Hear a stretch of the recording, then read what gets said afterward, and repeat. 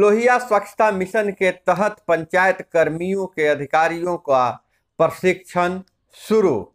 सात नीचे पार्ट 2 के अंतर्गत गांवों को और पंचायतों को बनाया जाएगा आत्मनिर्भर और शहरों की तरह होगी सफाई की व्यवस्था। अब शहरीकरण के लिए सरकार किसी की भी जमीन ले सकती है। बिहार शहरी आयोजना तथा विकास संशोधन विधेयक 2022 पर 20 विधानसभा में मुहर लग चुकी है। और हैदराबाद में फौजी ने खुद को मारी गोली तो पत्नी आरा में पत्नी ने खुद को आग के हवाले कर दिया। वीडियो कॉल पर पति ने किया था सुसाइड। छपरा में 6 बदमाशों ने 10 मिनट में लूटे करीब 2 करोड़ के गहने।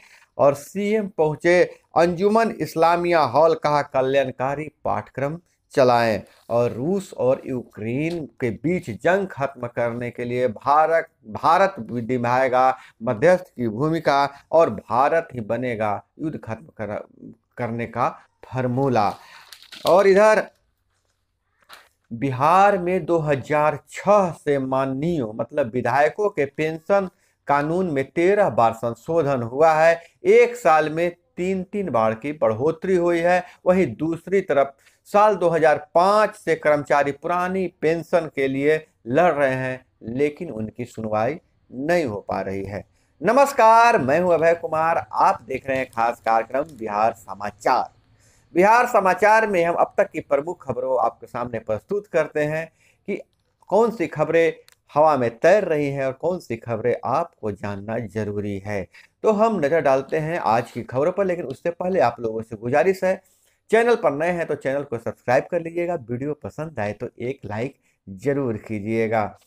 अगर हम बात करें अभी तो बिहार में विधायकों की पेंशन की बात, जहां पंजाब में एक और वो पेंशन जो पुराने एक बार जीतने के बाद एक ही पेंशन मिलेगा, वहीं पंजाब ऐसा राज्य बना है कि जितनी बार भी विधायक रही है पेंशन सिर्फ एक ही मिलेगी, लेकिन बिहार में हर बार का पेंशन बढ़ता जाता है। अगर हम बात करें कि बड़े बड़े आरोपी जो है जिन पर हत्या का, रेप का और घोटाले का सजायाफ्ता है, उन्हें भी पेंशन मिल रहा है। 16 साल में 13 बार उनकी पेंशन बढ़ाई गई है। अगर कुछ नाम लिया जाए कि किसको कितना पेंशन मिलता है तो आपके पैर के तले की जमीन खिसक जाएगी। तो मैं कुछ नाम लेना चाहता हूं। चारा घोटाले के आरोपी और सजायाफ्ता लालू प्रसाद यादव को महीने में मिलता है 89,000 रुपये। और वहीं जगदीश शर्मा चारा घोटाले से ही जुड़े हुए हैं, 1,25,000 रुपये उनको पेंशन मिलता है मासिक। राजन तिवारी बड़ा नाम, 47,000 रुपया पेंशन मिलता है। आनंद मोहन हत्या का मुकदमा है, हत्या के दोषी पाए गए हैं, 33,000 रुपया पेंशन मिलता है। मुन्ना शुक्ला बहुत बड़ा नाम और ये जिसको कहा जाए कि सजा याफ्ता भी है, मुन्ना शुक्ला को 62,000 मिलता है पेंशन। राजवल्लभ यादव 71,000 पेंशन मिलता है। प्रभुनाथ सिंह को 43,000 और सूरज भान सिंह को 31,000 रुपये पेंशन मासिक मिलता है। और इतना ही नहीं, हर वर्ष 3-3 हजार रुपये से बढ़ोतरी भी होती है। तो यह थी पेंशन नीति की विसंगतियां हैं। जो आम आदमी जो मेहनत करता है, चाहे जो जॉब करता है, नौकरी करता है, उसकी पेंशन नीति बाजार के हवाले कर दिया गया है। जबकि पहले अंतिम जो सैलरी होती थी उसका 50% पेंशन 50% पेंशन देने की बात की जाती थी, लेकिन अब वह बाजार के हवाले है, उसमें उतार चढ़ाव होते रहता है। इसलिए कर्मचारी पुरानी पेंशन नीति को लागू करने के लिए लगातार आंदोलन कर रहे हैं। और इधर हम नजर डालें कि एक टीएमसी विधायक घायल, हिंसा में के बाद सदन सहित बीरभूम हिंसा पर बंगाल के विधानसभा में हाथापाई हुई है। और जिसमें माइक चले हैं, कुर्सियां चली हैं, जिसमें कई विधायक घायल हुए हैं, जिसमें एक टीएमसी का विधायक भी घायल हुए हैं और 5 भाजपा के विधायक को निलंबित किया गया है। और बहुत बड़ी खबर निकल कर आ रही है बिहार से, सरकार से। बिहार में तेजी से शहरीकरण हो रहा है।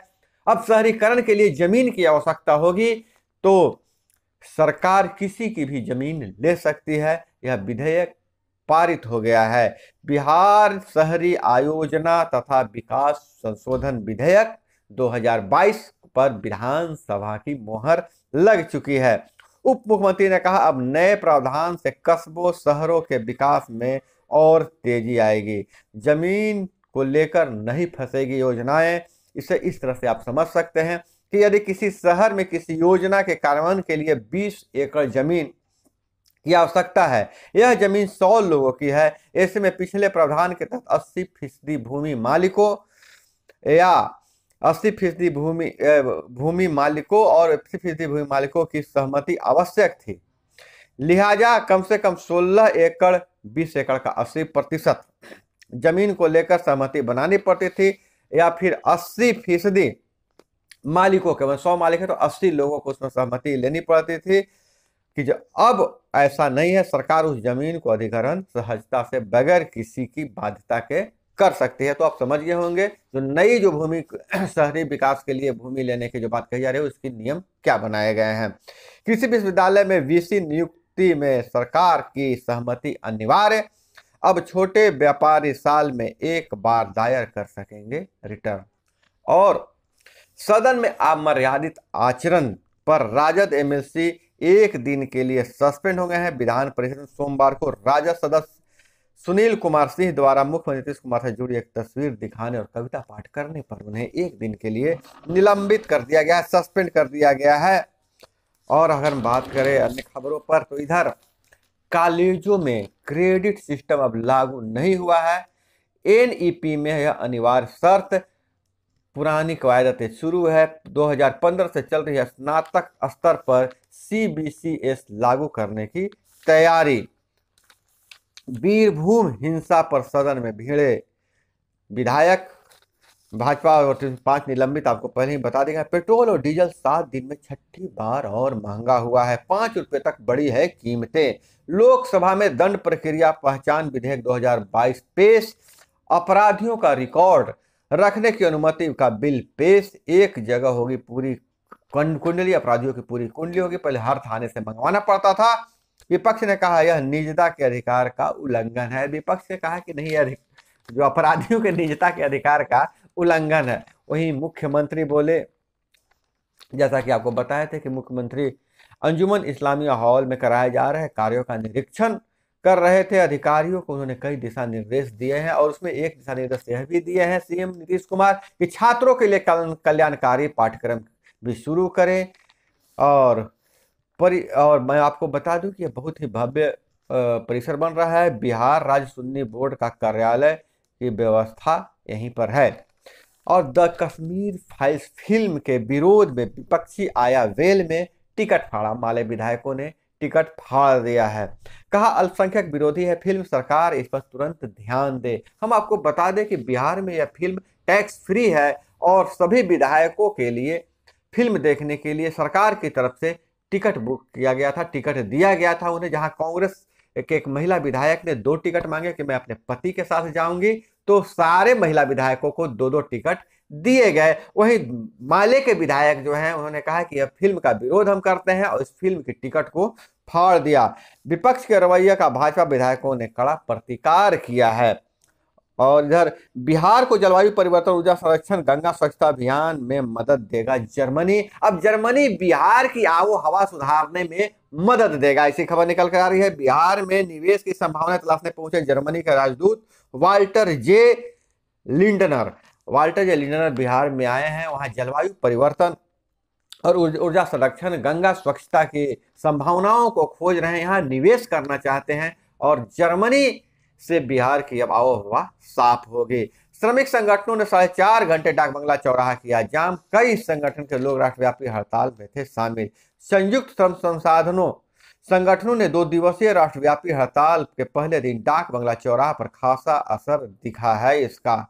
इसमें है आशा, रसोईया, आंगनवाड़ी सेविका, सहायिका, LIC बैंक कर्मी, BSNL कर्मी समेत कई संगठनों के कर्मियों ने अपनी मांग को लेकर सोमवार को डाक बंगला चौराहे को 4.5 घंटे तक जाम कर दिया। सुबह 10 बजे से 2:30 बजे तक कहा जा रहा है कि जाम कर दिया है। और मुख्यमंत्री पर हमला करने की कोशिश करने वाला युवक PMCH में भर्ती है, डॉक्टर के इलाज में है। डॉक्टर उसका इलाज कर रहे हैं और पहले भी शंकर जो है वो कई बार इस तरह का कार्य कर चुका है, इसलिए उसकी इलाज चल रही है। इधर जारी था सत्र, उधर विधानमंडल के गेट तक पहुंच गए पुलिस मित्र। बल प्रयोग कर हटाया गया। अस्थायी नौकरी को मांग को लेकर पुलिस मित्रों ने विधानसभा का किया घेराव। सचिवालय से धक्का मुक्की कर उसे हटाया गया। मार्च माह में दूसरी बार सड़क पर उतरे हैं। मांगों का ज्ञापन अधिकारियों को सौंपा। 10 साल में कुछ नहीं मिला। ग्राम रक्षा दल की अहम मांगे क्या है आपको हम बता दें। सभी 40,000 पुलिस मित्रों को सरकार अस्थायी नौकरी दे। पुलिस मित्रों को मानदेय दिया जाए। जीवन की सुरक्षा दी जाए। ग्रामीण पुलिस को नियुक्ति में प्राथमिकता दी जाए। सामाजिक सुरक्षा दी जाए। शिक्षा मित्रों की तरह पुलिस मित्रों को भी बहाली हो। यह प्रमुख मांगे हैं पुलिस मित्रों की। अब इधर हम बात करते हैं तो समस्तीपुर के चकहाजी गांव में सोलर ट्यूबवेल में से कम खर्च में हो रही अच्छी पैदावार। बढ़ी किसानों की आय। गर्मी में भी पानी की कमी नहीं। बिहार में यह पहला जिला और पहला गांव है जहां सोलर पंप योजना की पायलट प्रोजेक्ट के तहत 2 वर्षों पहले शुरुआत की गई थी। लागत कम करने के लिए शुरू की गई थी योजना। गांव के 6 किसानों को दिया गया था सोलर पंप और इस सोलर पंप के जरिए अच्छी पैदावार भी हुई है, किसानों की आय भी बढ़ी है और गर्मी में भी पानी की किल्लत नहीं हो रही है। तो यह पायलट प्रोजेक्ट था। धीरे धीरे अन्य जिलों में भी यह प्रोजेक्ट को लागू किया जाएगा। इससे सिंचाई के साथ साथ पर्यावरण संरक्षण की भी गुंजाइश है। और लखीसराय के वलीपुर की घटना, घर का निर्माण कार्य चल रहा था। महिला ने गेंद समझकर बम उठाया। धमाके से परिवार के साथ जख्मी हो गए। निर्माणाधीन घर में एक झोले में बम रखे हुए थे। 3 सुतली से बांधा हुआ बम रखे हुए थे। महिला ने उसे गेंद समझकर बच्चों को खेलने के लिए दे दिया और इसमें धमाका हो गया। लगातार 3 धमाके होने से 7 लोग जख्मी हो गए हैं। 2 घायलों की स्थिति गंभीर है। सदर अस्पताल में चल रहा है इलाज। टोटका के अंदेशा पर कपड़े से बांधा सामान देखने गए थे। महिला सोची कि कोई टोटका है, कोई टोटका। गांव देहात में बहुत अंधविश्वास है। लाल कपड़ा में कुछ बांध देते हैं तो उसको टोटका समझते हैं। मामले की एफएसएल से कराई जा रही है जांच। एसपी और शादी के विवाद में बड़े भाई को चाकू के वार से मार डाला। 45 वर्षीय एक बड़े भाई को चाकू से गोद कर मार डाला। मोतिहारी की यह घटना है। और उल्टी के बाद पीजी के छात्र की संदिग्ध हालत में मौत। भागलपुर मायागंज अस्पताल में हंगामा। क्लास में बिगड़ी तबीयत, पिता को जहर का शक है। एक छात्र भागलपुर में पीजी का छात्र था और उसे क्लासरूम में ही तबीयत खराब हुई, उल्टी हुई। उसके बाद उसे संदिग्ध हालत में मौत हो गई है। और वापसी की राह, कश्मीर फाइल्स फिल्म अभी बहुत ज्यादा चर्चा में है, लेकिन कश्मीरी पंडितों का क्या है उसकी हाल देख लेते हैं। तो विस्थापित कश्मीरियों को बसाने के लिए केंद्र सरकार की कवायद। घाटी में कश्मीरी पंडितों के लिए फ्लैट बन रहे हैं। अब तक 6,000 में से 1,500 तैयार हो गए हैं। और जेलेंस्की बोले वार्ता के लिए तैयार है। मारियोपोल में रूसी हमला तेज। और अगर हम बात करें आय से अधिक संपत्ति मामले में बंधु तिर्की को 3 वर्ष की कैद की सजा।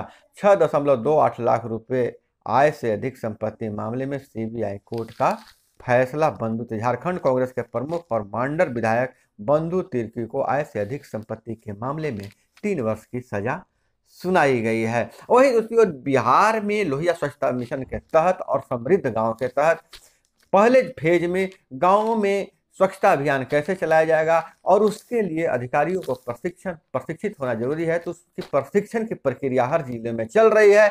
और पहले अधिकारी, बड़े अधिकारी, जिला के अधिकारी प्रशिक्षण लेकर प्रखंड के अधिकारियों को प्रशिक्षण देंगे। प्रखंड के अधिकारी फिर ग्रामीण स्तर पर प्रशिक्षण देकर इस स्वच्छता अभियान को चलाने की कवायद शुरू करेंगे। तो आपके अब गांवों में स्वच्छता अभियान चलने वाली है। और 15वीं वित्त के आयोग से स्वच्छता कर्मियों की बहाली से लेकर स्वच्छता के लिए इक्विपमेंट की खरीदारी होगी। हाथ गाड़ी, ठेला गाड़ी, उसके बाद बैटरी वाली गाड़ी खरीदी जाने हैं और हर घर में कूड़ेदान दिए जाएंगे। हर चौक चौराहे पर कूड़ेदान लगाए जाएंगे, जिसका प्रशिक्षण जारी है। अब गांव भी चकाचक और स्मार्ट दिखेगा। तो दोस्तों, आज थी यह प्रमुख खबरें जो आपको जानना जरूरी था। इसी तरह से खबरों के लिए आप हमारे चैनल को सब्सक्राइब नहीं किए तो चैनल को सब्सक्राइब कर लीजिए। अपना बहुत बहुत ख्याल रखिएगा। मिलते हैं अगले वीडियो में। जय हिंद, वंदे मातरम।